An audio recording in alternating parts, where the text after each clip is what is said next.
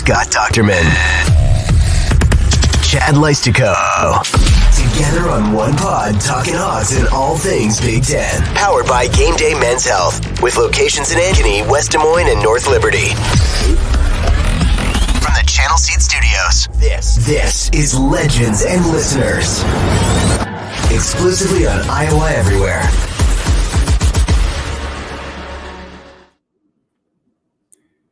Hey, Hawkeye fans. Welcome back. Big Ten fans, Iowans everywhere.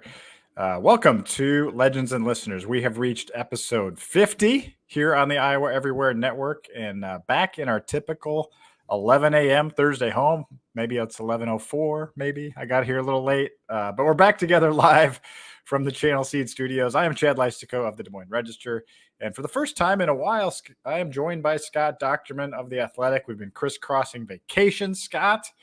A lot of football conversation ahead, I know, but how was your time off? It was great. Had a great trip down south. Took my son to Vicksburg for his AmeriCorps assignment. So he started that on Monday and went to some blues clubs in Memphis and Clarksdale, Mississippi. Visited an SEC campus at Ole Miss and the William Faulkner's house. Did a lot of different travels there. So in the South, it was very, very hot as it was here, but it was like 106 one of those days, and couldn't get by without touring Vicksburg's battlefield. But you had that trip out west yourself, out to Washington, right? Yeah, Washington State. That it was. So the first time I'd ever been to that state was last year at the Sweet 16 for the Iowa women. Obviously a historic run there, but I loved Seattle at that time and wanted to take my family back. I mean, I didn't really get to experience much of it other than the games, Climate Pledge Arena. But so we love to do national parks in the summers if we can. And so Mount Rainier and Olympic, we spent 7 days between those two. So it was really awesome. It's pretty incredible up there. I want to keep it as much of a secret as possible. It's like it's clean air. There's not that many people there. It's beautiful. Mountains, beaches, rainforests. You get a little bit of everything in the parks. And yeah, we had a fabulous time and spent some time in Seattle as well. Went up in the Space Needle. First time I've done that. Didn't see Frazier, but did you stop in with Lane Kiffin or anything, Scott? Or I went and visited the Grove. Okay. I wanted to do that. Downtown, saw a lot of the, sites there. The Hemingway Bott Stadium, and then the Manning Road, which connects the campuses. It used to be 18 miles an hour. Now it's 10 for Eli. It used to be for Archie. But honestly, I went to a couple blues clubs, one in Memphis, BB King's in Memphis, and then Clarksdale. It's called Ground Zero. It's the best I've ever seen. So I was blown away on my journeys. And so, it was a long drive back, but it's great to be back and great to get back in the flow of football season that's right upon us. Yeah, 3 episodes, and since we've been together, we had the mailbag one we pre-recorded. You had a great show with Dolph. Really enjoyed that show, and thanks for the kind words on our show last week with Dave Revson, who was fantastic. I just let him do all the work. That was the secret, is get an amazing host to commit to an hour to us and just let him talk, and he was great. Yeah, I loved listening to Dave. That was great on the road for me, and he's so knowledgeable about the conference. Yeah, seriously. And so it'll be good to catch up with him next week in Indy when we, really start to kick off things with Big Ten Media Days. Well, let's start with the Hawkeyes, Scott. That's the team we cover. That's what we know the best. Before we start, I want to say thanks as always to an outfit that never takes vacation when it comes to your health. That's GameDay Men's Health. Man, it is time to get yourself right. Get back in the game with GameDay Men's Health. We talk a lot about their expertise in the testosterone replacement therapy, considering low T is very common in old dudes like us. But GameDay Men's Health can do so much more. They help your disposition, your overall well-being. They help increase muscle mass, increase strength, bolster your sex drive, boost your energy, make you feel better. Now that I'm back from vacation, I'm kind of back in my Monday routine over here in the West Des Moines clinic. And You can get on your own path to better health with a free private, no obligation consultation. Check them out at GameDayMen'sHealth.com or call one of their locations in Ankeny, West Des Moines, or North Liberty. So yeah, I think I mentioned on our show last week, my wife had to give me one of those shots while we were on our trip. So that was interesting. I was more nervous for that. You're supposed to like not be tense. Yeah. Like I was pretty tense. Like I don't like needles to begin with. And we're back to normal now. I'm all back. So yeah, well, good. I hope it allowed you to go out and look for Bigfoot and do a good job, with everything with your, high tea now. And yeah, right. I was ready to, I'm not much of a dancer, but I was thinking about it because of, the way I'm feeling now, thanks to Game Day Health. Yeah, there you go. Well, hey, you know who's feeling good about things, Scott? Our Hawkeye fans. Iowa State was a sellout before general public tickets even went on sale. Saw today. I don't know if they've announced any more sellouts yet as we speak, but they basically teased that there's going to be more sellouts announced today. What do you make of that? Like, the offense has been so dreadful, but man, Hawkeye fans' enthusiasm for Iowa football just continues. And it wasn't that long ago, Scott. I mean, think about 2015. Like that team went 12-0, and those stadiums were minus 10,000 on fans. I mean, even some of the big games were like 62. Like what do you make of just this constant enthusiasm filling Kinnick 69-250? I bet it's going to be a season sellout before long. There's a lot of energy for Iowa sports and a lot of passion for Iowa sports, specifically football and women's basketball and wrestling. And I think what we're seeing here is it's a pretty interesting schedule for the Hawkeyes. With games against Washington and Wisconsin and Nebraska and Iowa State. Those are games that I think people can be, intrigued by. And Washington's the only one that has more than 1,600 tickets left, going into today. So, and that one kind of surprised me, if anything else, but it just shows you that I think there's a lot of interest there. I would expect a full season sellout again. I think the transfer portal, I think the fact that there's a new offensive coordinator, I think that there's some optimism with this team. The defense is returning almost intact, except for that, one player that's out in Philadelphia and a couple others, and then, the offense, I think we all expect to be better. You can't be worse. So having Cade McNamara back, having a healthy offensive line, tight end who's NFL caliber for sure. I think, people are optimistic, and let's face it, what else is there to do besides support your team in the state? What a sales pitch. What else are you going to do? I'm not selling anything. They can not go with that, I'm just kidding. But seriously, it's in the fall. It's football weather. Yeah. Everybody's excited about it. I mean, that's listening to this anyway. And if you're an Iowa or Iowa State fan, what else are you going to do, besides watch football? And going to these games, it's more than just the games. It's the event. And when you look at the schedule, the way it lays out, this has the potential to be a really good season for Iowa. And I'm not surprised, but I am a little bit surprised that the numbers were as tight already. Yeah. I expected them to be close to that, but for only one game to have more than 21, to have 2,100 tickets left, and before it went to the general public, it says a lot. Yeah, and I'm sure anybody in the general public that saw that probably got on the ball today because they know they don't have much time left to get face value prices. But yeah, lots of things that I see. First of all, game times really worked out well, I think, for fans. Gary Barta always said 2:30 was kind of that sweet spot, and I kind of agree from a fan's perspective because you can drive from Des Moines or the Quad Cities or heck even further, not have to spend a hotel on a 2:30 or 3 o'clock game and come home. I mean, you could even come from Chicago potentially. Chicago, Kansas City, Minneapolis. Yeah, it's not hard. So you get a 2:30 game against Iowa State. You get a 3 o'clock game against Troy. The Northwestern game, you think, so-so game, but that's a 2:30 late 2:30. October. And then you're guaranteed that night game against Nebraska too to end the season. That's kind of a cool deal. And, the other games we don't know the game times are Washington and Wisconsin.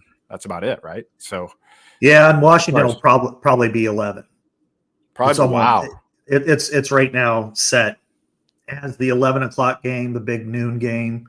But you also have to look at what else is going on that day, which are two other major games. When you have what is it, the 5th? Or no, I'm sorry, the 12th. You have Ohio State at Oregon. Oh wow, that's kind of big, and then Penn State at USC. So those will be, they can't be at 11. So right now it's structured as Washington at Iowa is the 11 and or big noon. So yeah, and Wisconsin will be now that is the biggest weekend of the year, the Wisconsin game. I mean, there are just amazing games that weekend. So they might be at the mercy of bouncing around a little bit, like FS1 or something like that. Sure. Well, it's a pretty good home schedule, I would say. Mm-hmm. And I think it's just here's my other thought on this, Scott. And I know we want to talk actual football, but I think, number one, I think Kinnick Stadium, the experience has gotten better since the north end zone. I mean, we don't get to experience it, but that's anecdotally, it seems like it's a better fan experience. But I think right now, this is the other factor I wanted to bounce off you is like, I feel like right now it's a really good time to be a Hawkeye fan. I mean, just think how much so many people are still riding high off women's basketball. Just so much pride in Iowa Hawkeyes, like getting to the national title game a couple times. You think about even Spencer Lee going to the Olympics. I mean, football, you're always excited about it. I don't know. It just feels like, I think people like Beth Getz a lot. Like, I think there's just a lot of like positive feelings around Iowa athletics as a whole. Maybe I'm, that makes you just want to kind of be a part of that fandom, part of that excitement. It'll be great until the first 3 and out, and then it'll all kind of crash like a house of cards. No, I think overall they should be excited. I mean, the women's basketball team back-to-back NCAA championship runner-up finishes, even with the new coach. The way Beth deserves all the credit, but Beth and Lisa handled that situation to maintain the women's basketball run, to go out and get the number 3 scorer in the country. That says a lot. Football, they had the worst offense in the Big Ten in 40 years, and they still won 10 games and won a division title last year. And now it's like, okay, whether it was Beth or President Wilson, there was a change made. And I think fans are willing to, there are some that are like, no, it's still Kirk's offense and stuff. And that'll probably happen again after a couple 3 and outs against Iowa State. But, I think they realize that there are changes being made. And again, this is a college football state. This is a very passionate fan base. It's one of the more passionate ones in the country. And, I always say it, you just have to embrace it day by day, because football season goes so fast. We talk about it for 8 months. It comes, Kids Day. Then before you know it, the Iowa State week's over with, which I'm kind of glad when it's over because it's such a crazy week. And then, but within a 20-day period or 21-day period, a third of the season's gone. Right. So you just have to like embrace it for what it is, and I think Iowa fans are really good at that. Yeah, I agree, and that thing. I mean, we're going to get into it right now, but I think there is genuine excitement. I don't think there'd be as much excitement if Brian Ferentz was back. Again, there's nothing against him personally, and some people say you got to stop ragging on him, but I don't feel like I am. I have to mention who was the previous offensive coordinator, but it is different. It's a breath of fresh air, and I feel like there's a lot of breaths of fresh air coming through here, including from Cade McNamara, Scott, who we heard from on Tuesday, who is feeling healthier than he has been. I thought it was a pretty optimistic 12 minutes that he spent with the media in terms of, you heard what makes Cade McNamara, kind of what it sounded like the vibe when he first got on that podcast with Jordan Palmer was like, very confident. He sounded like that again, and we hadn't heard from him in a long time. So it just felt like, okay, here's a QB1. That's what here's your guy. He's feeling good. I think he's feeling confident. I felt like that was an encouraging 12 minutes.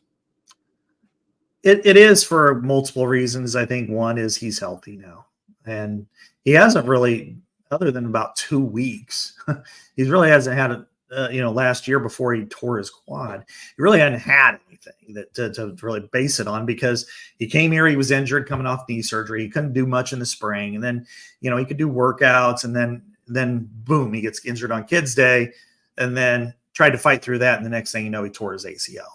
Now he's finally healthy.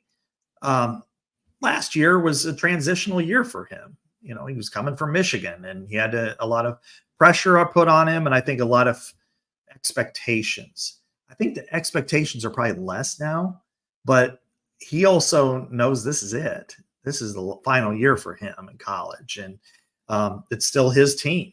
No matter Brandon Sullivan's there, we interviewed him too, but I think with Cade, he's very confident. And that's what you want. You want that kind of swagger out of your quarterback who's not afraid to say what he thinks he can do. Now he just has to go out and do it. But the one thing that I get from him, the vibe that I get from him, even talking to him the other day, but also throughout, is he is your ultimate quarterback and captain. He's a man's man. He walks in the room, everybody knows who he is. He talks, people shut up. They listen. And that's important. He's the one leading the workouts, and it's he and Jay. And to a man the other day, they were all saying the same thing. And he's vocal. He's not afraid to say you're doing this wrong. And I think you want that out of a quarterback, and he's presenting himself that way.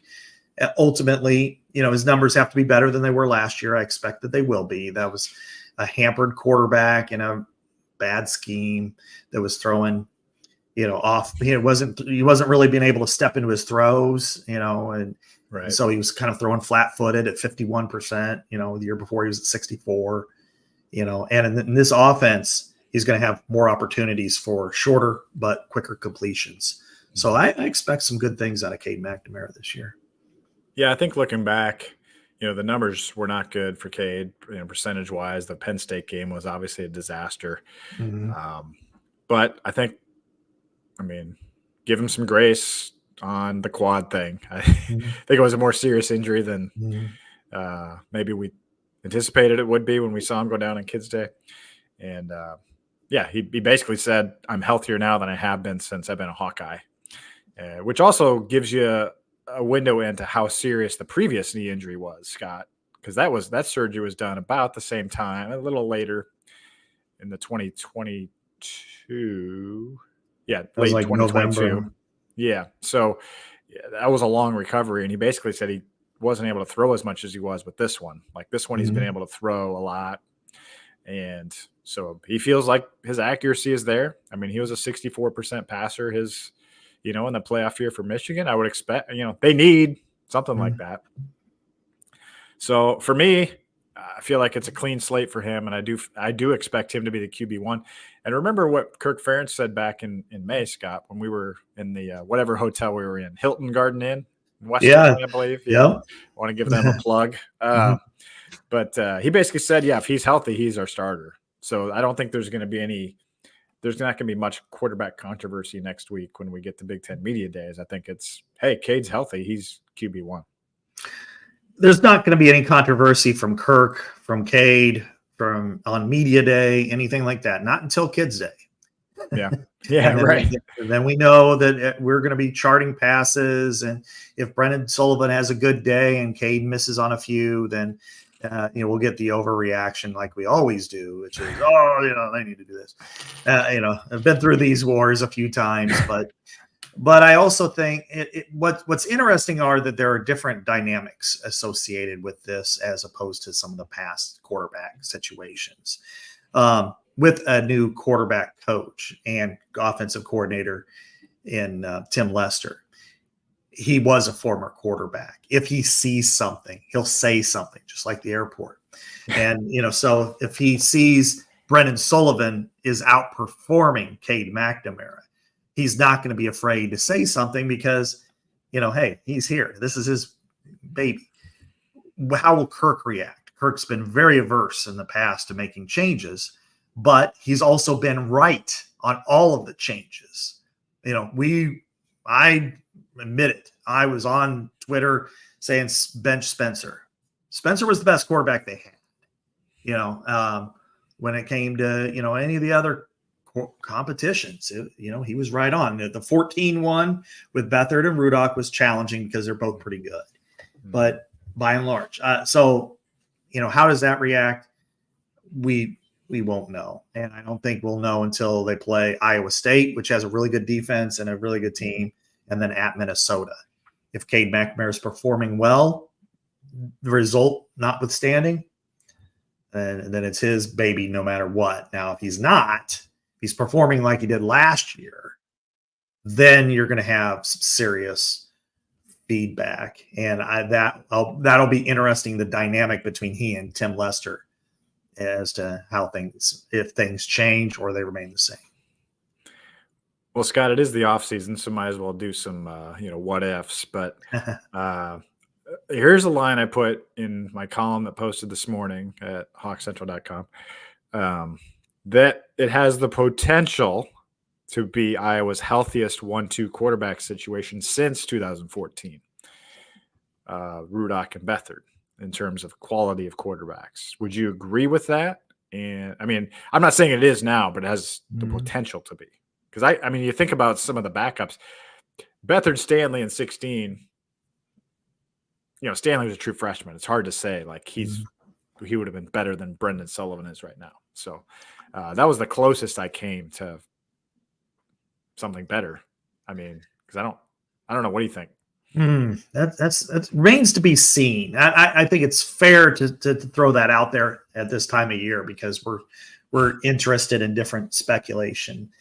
I kind of look at, is Brendan Sullivan better than Spencer Petras?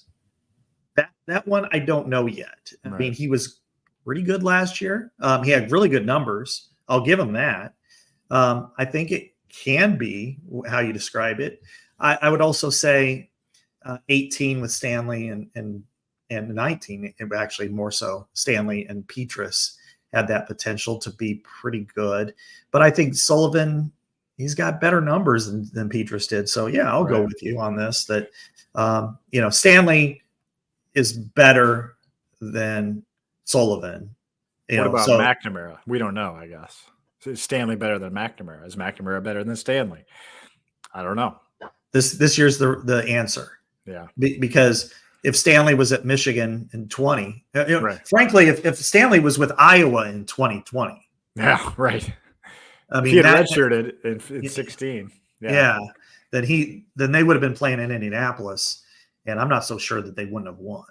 Right. I mean, they were QB away. So, yeah, well, it's fascinating debate. Yeah, I'll give you that. I'll give you that right now because of what Sullivan accomplished last year. So I guess where I'm going with that is like, could we be back to a Rudock Beathard type of situation where it's like, McNamara is Rudock, the Michigan guy, right? And I'm not saying Sullivan is Beathard, but he does have the mobility. He's, he completes a high percentage of passes. A little bit of a wild card. It feels like he's kind of hit or miss sometimes. But he can bring some juice. That was the word that came up in interviews on Tuesday about him, and just how teammates were raving about how athletic he is. So maybe that's not the first word those of us who have seen highlight clips would think of him, but athletic. He's also listed 6'4", 220. I don't know if he didn't look 6'4" to me, but that's a good sized quarterback who's athletic. I mean, what I'm saying is you have a quality backup option. And then again, we get back to the old conversation is, how quick is Ferentz's hook if need be? Because this is a very important season. Right. Because next year there's too many question marks to judge in 2025. I mean, you're going to lose maybe more draft picks than you ever have in any individual season after this year. So I look at the quarterback situation in this way, Chad, that if Cade McNamara does what he's supposed to do, he's the quarterback. And there's really no question in my mind. And that is, can he complete over 60% of his passes? He was 64% in his last real year. Yeah. Iowa hasn't been at over 60 since Beathard in 15. That's crazy.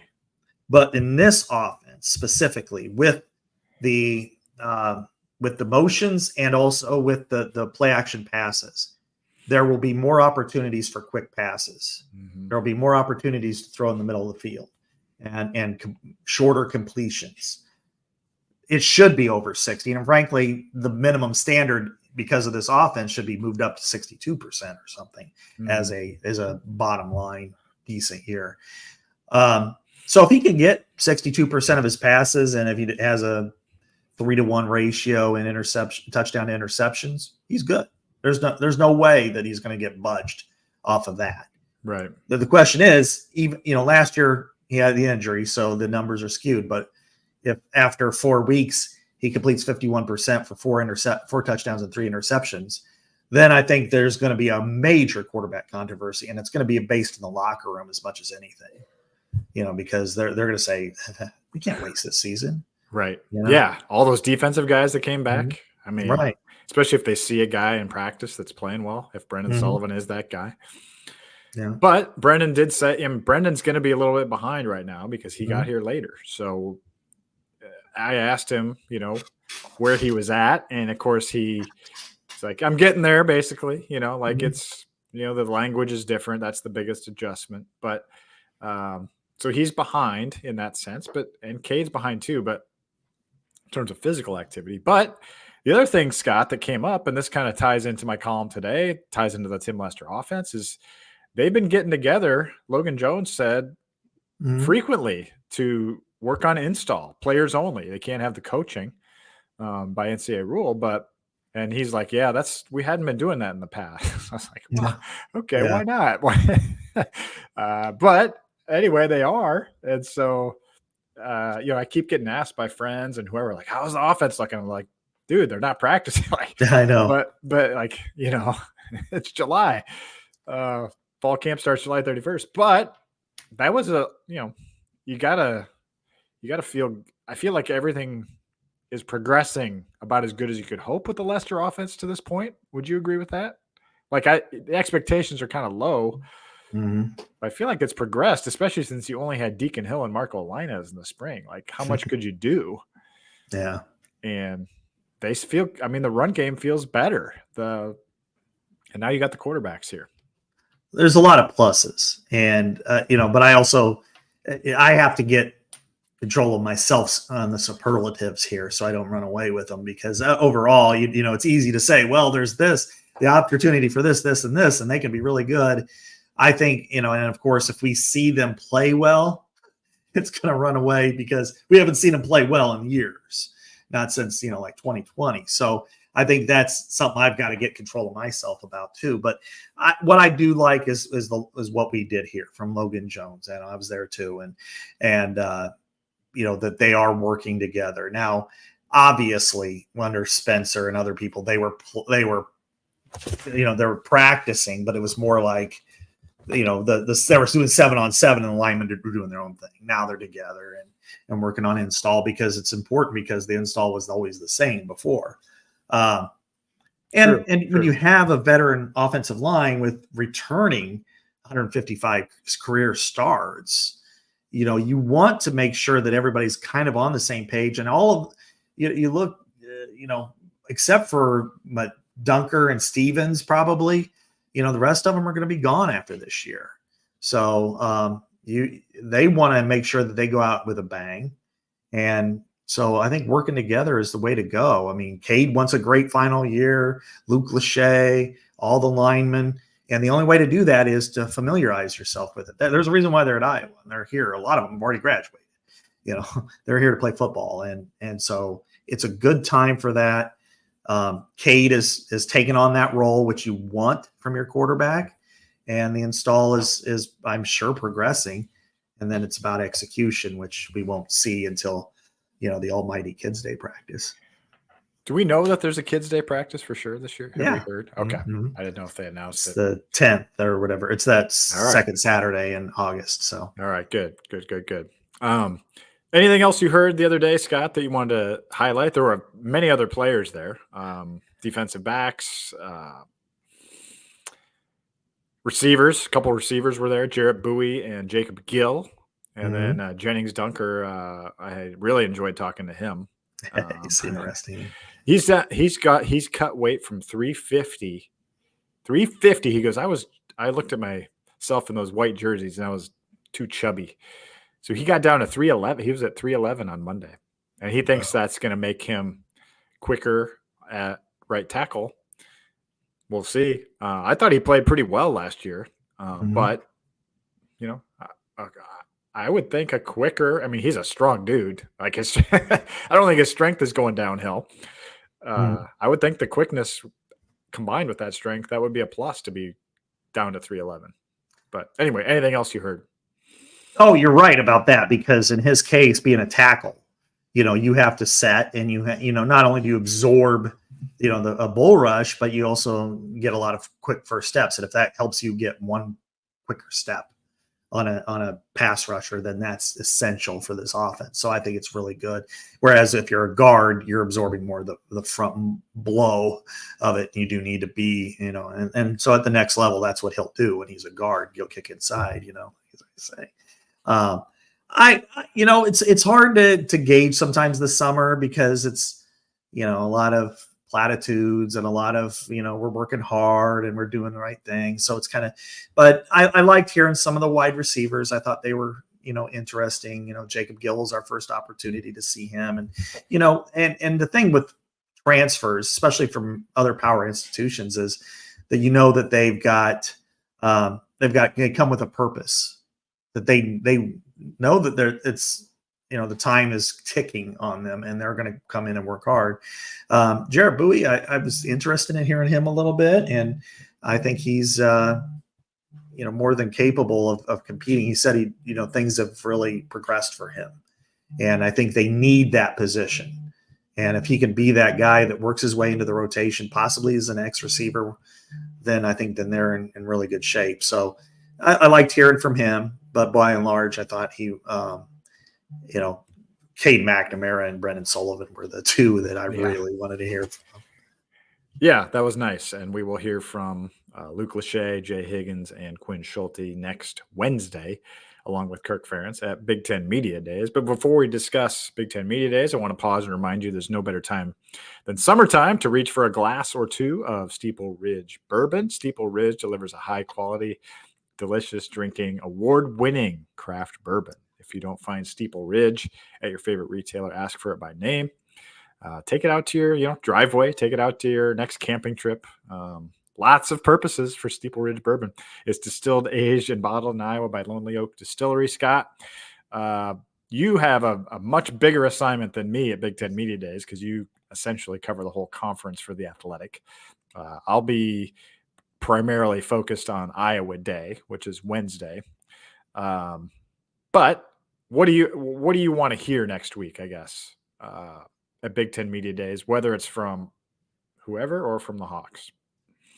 I guess I'll start with the commissioner, who kind of kicks things off on Tuesday. And this is a new league, and we talked about it, but what does it really mean? I mean, now that there are no more divisions, now that you add 4 teams, now that your TV contract is set, in motion, where it's unwavering for a while, with CBS all in on the Big Ten, NBC of course is, and as well as Fox. So, where do things stand there? We've seen and heard a lot about Florida State and Clemson and their unhappiness, and in 2 weeks they're going to release, or they're going to give their TV contract to the state of Florida, and it's going to be released, and the ACC will, and you wonder the next step. Will Tony Petitti be interested in a Florida State Clemson? I heard they're not, but who knows?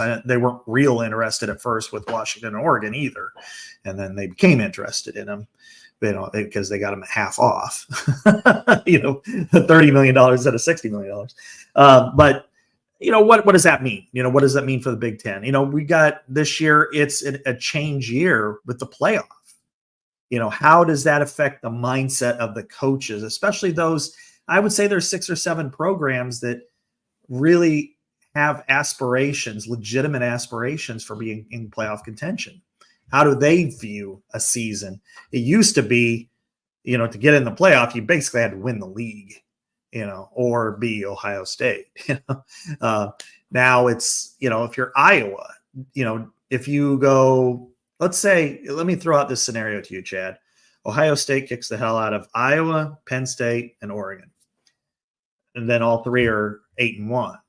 Who goes to Indianapolis? I want to know the tiebreaker. And then if Penn State draws that short straw and plays Ohio State again and gets beaten down, is that better to be not going to the championship game? Because maybe Iowa and Oregon get home games and Penn State's got to go on the road. Or do they get, it's like, it's extra credit, it's pass fail. It doesn't really matter. That to me is really fascinating, is the big picture. What does this mean for the Big Ten? So I'll kick it back over to you and kick you inside here on the guard. What do you think? Yeah, I feel like they're good at 18. I'd be surprised just from an outsider point. I know you have a tighter view on and what you cover with the Big Ten, but it just doesn't seem like it would be the greatest. I don't know. Doesn't seem like they need those teams to me. I don't know. But I don't know. As far as like the league, like the thing I'm most interested, is to hear about is learning about these teams that are not Ohio State, Oregon. I expect Ohio State, Oregon to be 1-2 in either order, and Dave Revson kind of echoed that last week. He was really high on Oregon for those that missed that show, based on conversations he has had, and they play each other this year. So that could be a really those are Dan Lanning's a damn good coach, and so who is in that running for 3, 4, 5, 6? I think Iowa's right there. I do. I think Iowa could very well be 3 this year. One of the questions you want to talk about today is where do we think Iowa's going to be in the preseason media poll? They won't be 3, but I'd probably put them 4. I think I would put them 4.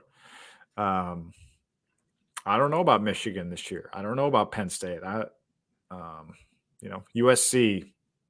These are teams that are in the conversation. Nebraska in the conversation, maybe, but I don't know. Who would you definitively put ahead of Iowa, Scott? Out of that next group. I'm not saying Iowa is 3. I'm just saying, is there one of those teams you definitely would put ahead of Iowa? I don't know if it's that clear cut. The challenge is, especially with an 18-team league where you don't play everybody, is that somebody may be better, but not have a better record.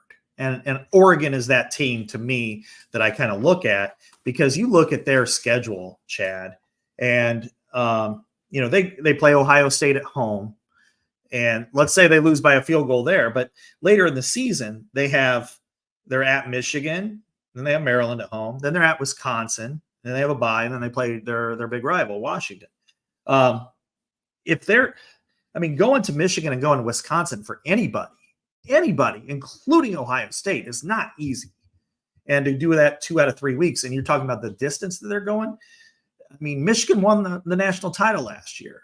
So Oregon could go there and lose another close game and be 7-2 in the league and still be the second best team in the league, but not be in the championship game.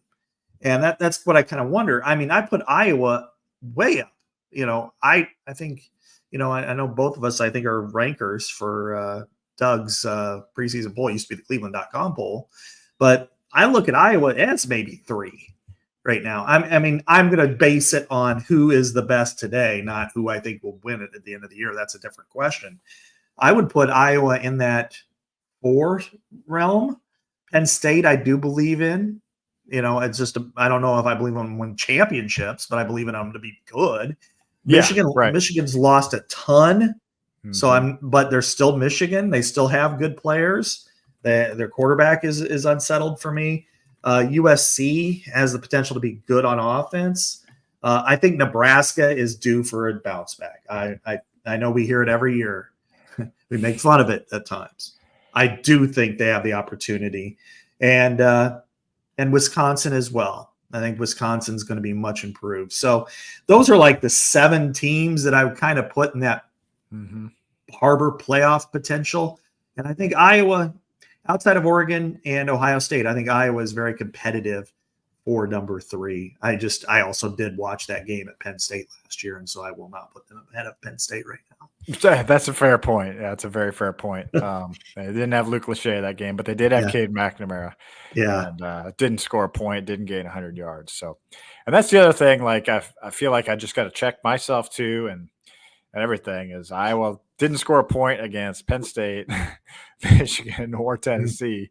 And they gave up, 35, 26, 31. I mean, almost 100 points. 92. Is that 92? Yeah. 92 points against those 3 teams. So it's not like that's almost 31 points a game against. Now their defense is put in horrible positions. Yeah. Michigan's 2 touchdown drives were like 6 yards and 5 yards. Yeah. So, yeah. So, I get all that. Yeah. But, so yeah, that is you don't know for sure how good Iowa is. I mean, that's the thing. So it's going to be a fascinating year, and that playoff thing is just such a fun animal for us, I feel like, because it's always been,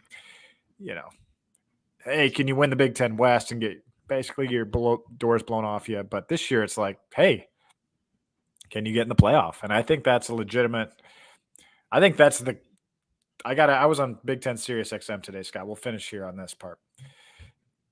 And they said, what would be the measuring stick for the season? I was like, I don't know. Like, I know this sounds like kind of crazy, but I think playoff contention for sure for me is where I think a successful season is for Iowa. I'm not going to say they have to make the playoffs to say it's a successful season, but I'm not far from that. What do you think? I think this is an opportunity for Iowa, and this is where there's kind of that crossroads for the Hawkeyes in the past, which is you look at them defensively, one of the best in the country. And yeah, they did give up a lot of points, but you know what they had, I mean, the offense had the ball 14 minutes at Penn State. They gave away. I mean, can you count that long kick, that punt return against Michigan? I mean, that was an outstandingly played defensive game. And then, of course, against Tennessee, pick 6, fumble inside the 5. You know, things happen that way. But I think overall, I look at this season with that defense returning, with a 6th-year quarterback, with an offensive line that, again, has 155 starts, not counting, Cale Bolrud, and Lucas Lachey and good running backs. Yes, it's a playoff. Is a playoff or bust? Yeah, it is. Let's put it that way. Interesting. I think they were at the Citrus Bowl last year. They're at the Citrus Bowl 3 years ago. It's time to get past Citrus Bowl, because Citrus Bowl is nothing now. I mean, it's not nothing, but but there's I misspoke. That was not true. It's important, but at certain years, this is a year where you want to put all the chips in the middle of the table and go. And how much longer is Kirk going to be there? I mean, he's turning 69 here in a couple of weeks. So I think overall, you look at this as playoff, and I think that. Obviously, winning the Big Ten is the ultimate. I don't see that. But if they can get to a home playoff game, be ranked somewhere between 5 and 8, what kind of atmosphere will that be at Kinnick Stadium in mid-December if they're playing Ole Miss or they're playing Penn State, because it could be in the same conference at Kinnick Stadium. That, to me, is what it's about. I don't think national championships are what you base it on anymore, because it's just not going to happen. I mean, it's just not. But I think what you could say is if you can get to the Final Four, that's like going to the Final Four in the NCAA tournament. Yeah, I was listening to my favorite college football podcast and outside of ours, and they were referencing that only 3 SEC teams have made the college football playoff, which is mind-boggling. It just goes to show you how, LSU, Alabama, Georgia. It just goes to show you how difficult this is. But now it's open. Open. The national championship part, I mean. Yeah, right. You can't. But yeah, you probably have to go 11-1 to be in that 5 through 8, hosting situation. Sure. So that's more of a long shot to me for sure. But hey, I think it would be so much fun if they're 9 through 12 and we're booking trips to Baton Rouge, you know, going to play a night game at LSU for the playoff. That'd be pretty intense. Oh, for sure. Yeah. You know, something like that. South Bend. I mean, all this is open, and that's what makes it exciting. It's not seeing if you're going to play Florida or LSU in the Outback Bowl, and you very well could. If you go 9-3, you will, and those are, but those, I think the separation is going to be massive starting this year between going to the playoff and going to a bowl game, and just in perception, if nothing else, because you look back, Chad, a couple of years ago when Iowa lost the big game against Michigan 42-3, and they fell out. They went to the Citrus Bowl, and Michigan State went to the Peach Bowl and played Pitt. What's the difference? I mean, other than one's a New Year's Six and one's the best game outside of New Year's Six. Okay, big deal. Now it's sizable. It's seismic. You want to be in the playoff. And again, I think the Citrus Bowl is important, but this is a year where when you got this kind of roster and this kind of team and this kind of schedule, it's all about getting to the big dance. For sure. All right, we got about 10 minutes left, so your call. I could keep going on football if you want, or we could go women's basketball practices, and we could even talk a little Caitlin Clark if you want. You choose which direction. Let me split the hair here on this one. Let me ask you this, Chad. If who from the Big Ten has the best chance to win the Heisman? Ooh.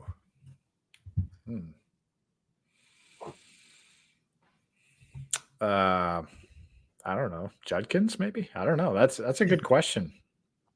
I think I would say I think he's going to have the silver football. Okay. But I think if I was to say right now, Dylan Gabriel. From Oregon. Sure. He's got the numbers and everything. And then defensive side, who's defensive player of the year? I'll let you take it. I don't know. Normally I would go with best pass rusher. And I think Abdul Carter could be that from Penn State, or JT Tuimaleo from Ohio State. But you can't get past what Jay Higgins did. 171 tackles last year. And I think he's got the potential, hopefully in his case, not to have that many, because that's really not a number you want. But I got to put Jay as my guy there. I think he's okay. I think he's the deal. Yeah. I mean, he probably would need some big plays, maybe like Jack Campbell had, to potentially get an award like that. But, yeah, there's a lot of options on that Iowa defense. You could see a lot of scenarios happening where Sebastian Castro, emerges as, that Big Ten defensive back of the year, potentially. I mean, honestly, like even a Xavier Wampa, if he has 3 pick sixes, which he easily could, somebody like that even could spring up and be a defensive player of the year nominee. So, yeah, pretty exciting that we're here. Football season is here, Scott. And you know what else is exciting, Chad? What? Watching 19 assists from a rookie point guard. Yeah, she should have had 20. There was 3 chances at 20. I know. Last night. It wasn't her fault. No.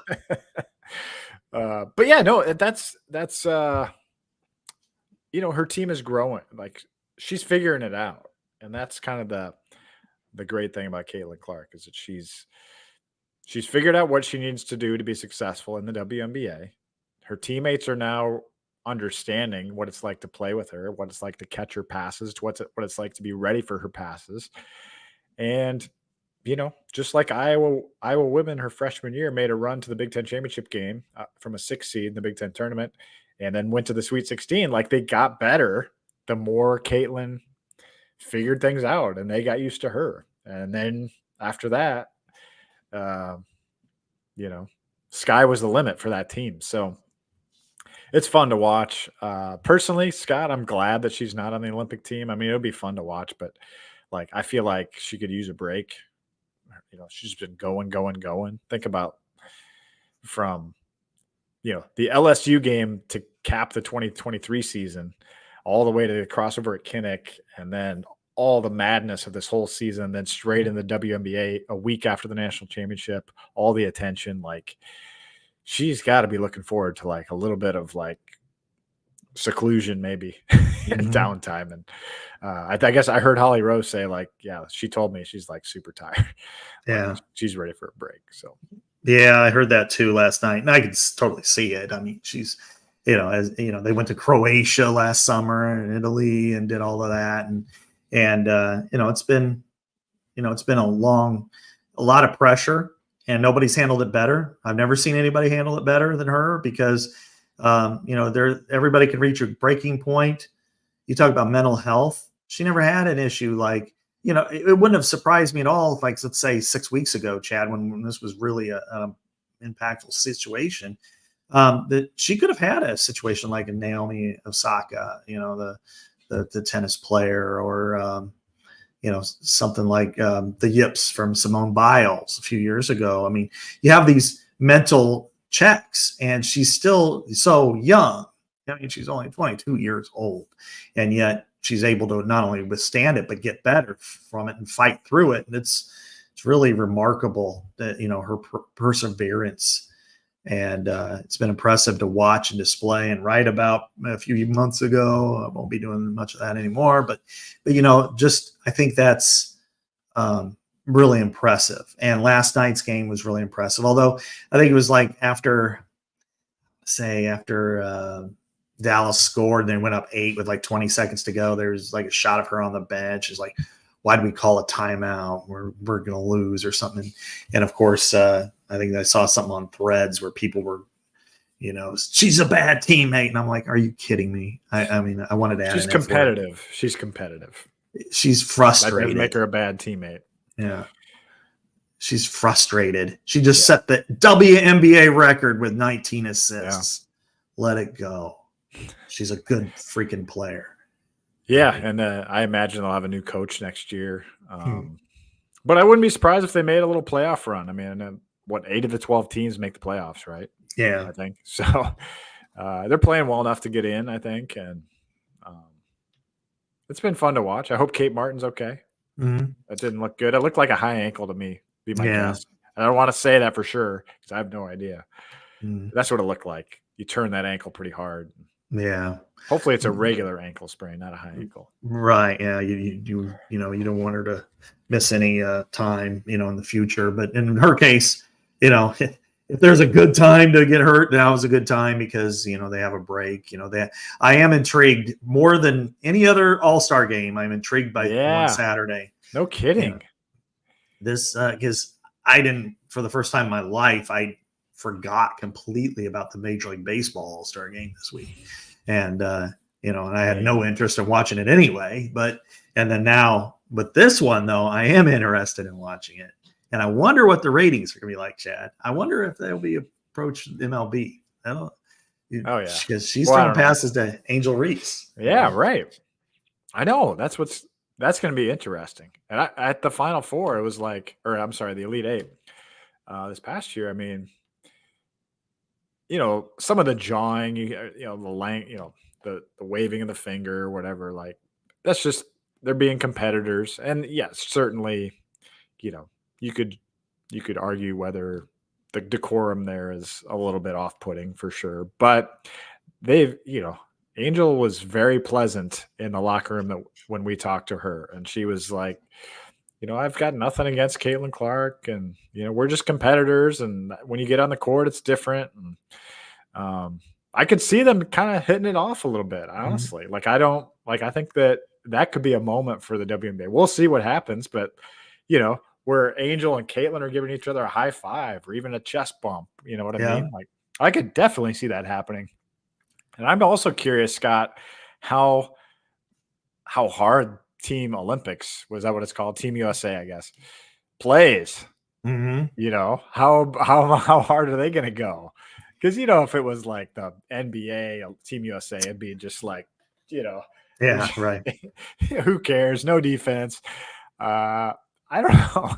I expect hard defense on Caitlin in this All-Star game. So, and I think knowing her, like she's gonna have all kinds of chips on her shoulder coming into that game and want to prove herself. Yeah, this isn't East versus West or, the All-Star, the NBA All-Star game, which is like, let's leave the defense in the locker room and, just do whatever. This is, that they're going to want to play. I mean, and Caitlin, getting shut down. And remember when she got dissed by that and she let her coach know that they just woke a monster, look at her numbers since then. I mean, she's had a triple double. She's had close to a couple of triple doubles. I mean, last night it was 24 and 19, 24 points and 19 assists. That's just unbelievable, Chad. Yeah. And then Angel Reese has got to feel that same way. And if she's out there and she throws like she had a couple behind the back passes that should have been buckets, if she could do that with Angel Reese on Saturday night, Chad, it would be replayed over and over and over again. And I think that would be, we'll see. It already feels like this is not only a rivalry, but this is something that's special that's going to last. And I think after Saturday night, it can last for a while.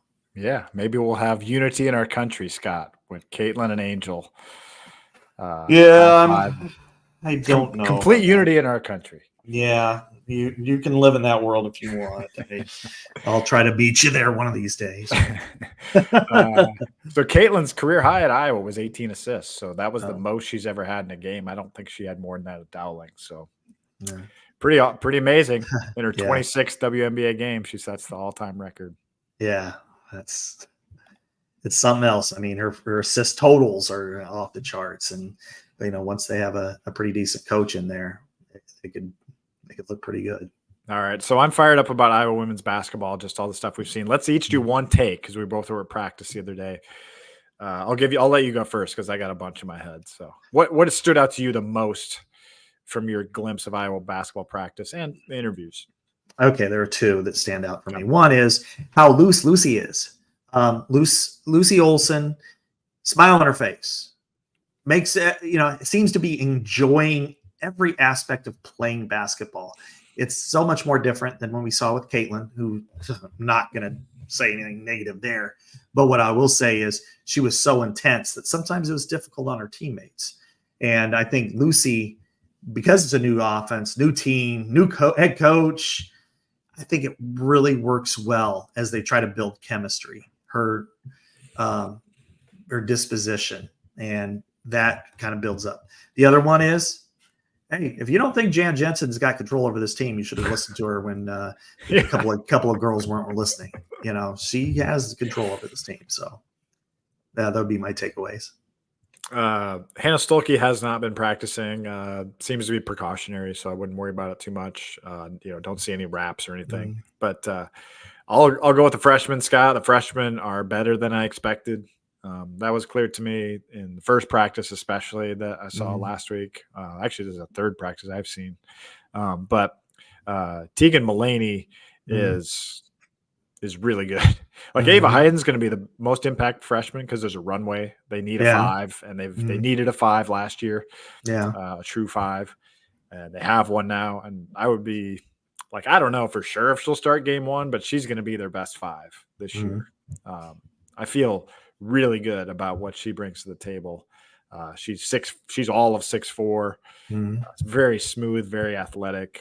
People are going to really like her a lot. And that's going to allow Hannah to move to 4, which is going to be great for this team. They're going to be better defensively for sure, because Lucy's a very good defender. That's one of her kind of hallmarks. And we know Caitlin, that was not her strength. She jokes about it too. So I'm not but the other one is, Tegan Mullaney. She looks Raina told me, McKenna Warnock. That's what we see in her. And McKenna started as a freshman. Tegan's probably not going to start, but she's going to be really good. She's 6'1", just a good player. You can just see it. And that in women's basketball, if you've got 2 or 3 really good players, you can do a lot of things. So you're just seeing some building blocks, I guess, for the future. And then throw those two with Lucy Olson, Hannah Stolke, Sydney Fulter, Taylor McCabe. Yeah. I think you're off to a good start. And I think Kylie's going to have a really good year as a backup, kind of a glue player off the bench. I liked what I saw in limited moments with Addison O'Grady. I think she's probably going to be the beneficiary of Caitlin moving on, because I think she took a brunt of a lot of, she didn't get a lot of passes, and then some struggles happened there. I think the lightening of the mood might help her, benefit her a little bit. And I liked AJ Edinger too. I thought she played okay. I think overall that there's some, there's going to be some growth. Ava Hayden for sure looks the part. This year it's probably a three-headed monster, and then in a year they'll probably, she'll be the person there. I want to see Aaliyah Guyton, but she's not going to play probably at all. If not, it might be January or so before she gets a chance to. But I like this team. I like them a lot. I'm not saying anything beyond just being good and competitive at this point, but there's a lot to like here. Yeah, it'll be a fun team. And even Jada Jimfy looks like she could be a factor potentially. A lot of openings here. So yeah. Fun show, Scott. Good to be back together. We don't know for sure what we're doing next week for Legends and listeners, because you've got Big Ten Media Days, another day on Thursday when you're going to be knee deep in it for sure that day, and I'll be flying back at that time. So we'll figure it out. We'll let you guys know, but we'll have a show, I promise. Episode 51. So anyway, for Scott Dochterman, this is Chad Leistikow. Talk to you next week on Legends and Listeners, as always, from the Channel Seed Studios and only on the Iowa Everywhere Network.